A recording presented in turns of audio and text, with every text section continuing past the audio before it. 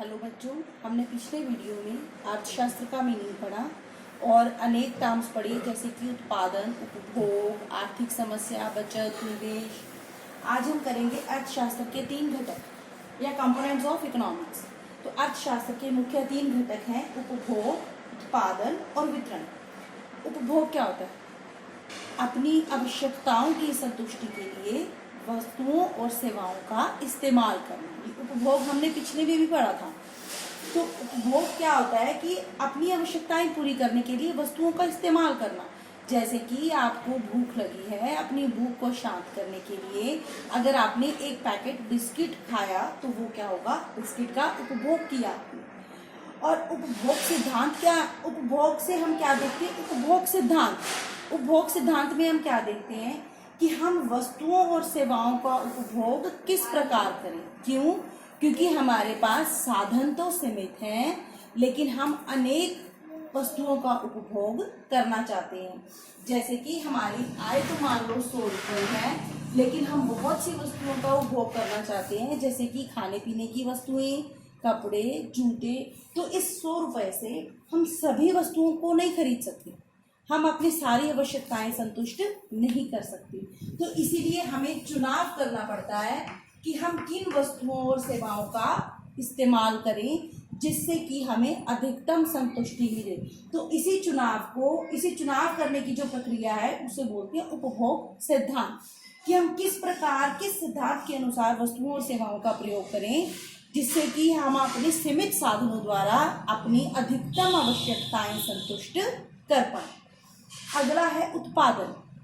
उत्पादन क्या होता है? साधनों का इस्तेमाल करके वस्तुएं और सेवाएं का निर्माण करना, उसे बोलते हैं उत्पादन। जैसे मैंने आपको लास्ट वीडियो में भी एग्जांपल दिया था कि आप मशीन है और कच्चा माल है और श्रमिक हैं, इन सबको इस्तेमाल करके कोई नई वस्तु बना रहे हो। जैसे मैंने आपको पिछले में एग्जांपल दिया था, आप मशीन का इस्तेमाल करते हो, व्यक्तियों का इस्तेमाल करते हो, कच्चे माल में आप आटा, चीनी, दूध इनका इस्तेमाल करके बिस्किट बनाते हो, तो वो क्या होगा? आपका उत्पादन। और उत्पादन सिद्धांत में हम क्या देखते हैं कि किन वस्तुओं और सेवाओं का उत्पादन किया जाए, किस प्रकार किया जाए कि हमारा लाभ अधिकतम हो जाए। जो व्यक्ति उत्पादन करेगा वो क्यों करेगा? ताकि वो उत्पादन को बेच के अपना लाभ अधिकतम कर पाए। तो लाभ क्या होता है? आगम माइनस लागत। आगम क्या होता है कि वस्तु को बेच के हमें कितने रुपए प्राप्त हुए। मान लो किसी वस्तु को हमने 500 रुपए में बेचा, तो कितने बेचा? 500 में। तो 500 हो गया हमारा आगम। इस 500 में बेचा जिस वस्तु को, उस वस्तु को बनाने में हमें 350 रुपए खर्च किए, वो हो गई हमारी लागत। तो 500 क्या है? हमारा आगम, और ये 350 क्या लगी? हमारी लागत। तो लाभ तो इन दोनों का अंतर ही होगा ना। 500 में वस्तु बेची, 350 रुपए उसे बनाने में लगे, तो हमारा लाभ क्या हो गया? 150 रुपए। तो उत्पादन सिद्धांत में ये देखा जाता है कि साधनों को किस प्रकार इस्तेमाल किया जाए कि हमारी लागत कम से कम आए, जिससे कि हमारे लाभ में वृद्धि हो।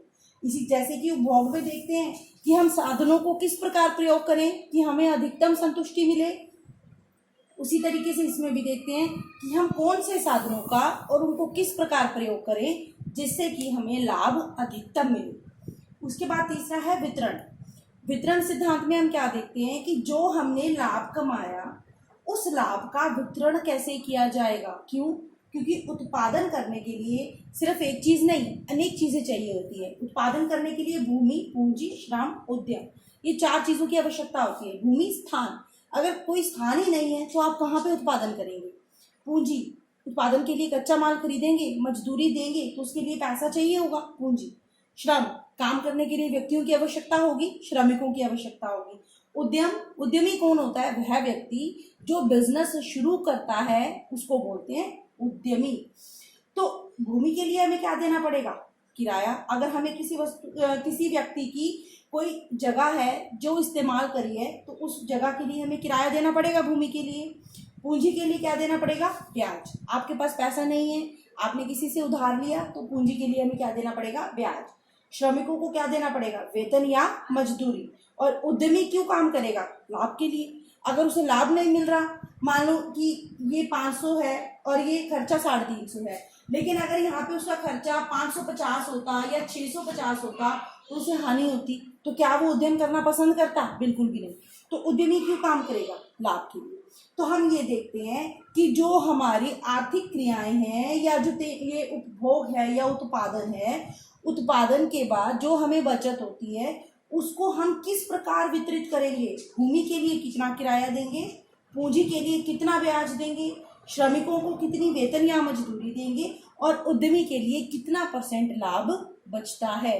तो अर्थशास्त्र के 3 घटकों में उपभोग किस प्रकार करें कि हम अपने सीमित साधनों से अधिकतम संतुष्टि प्राप्त कर सकें।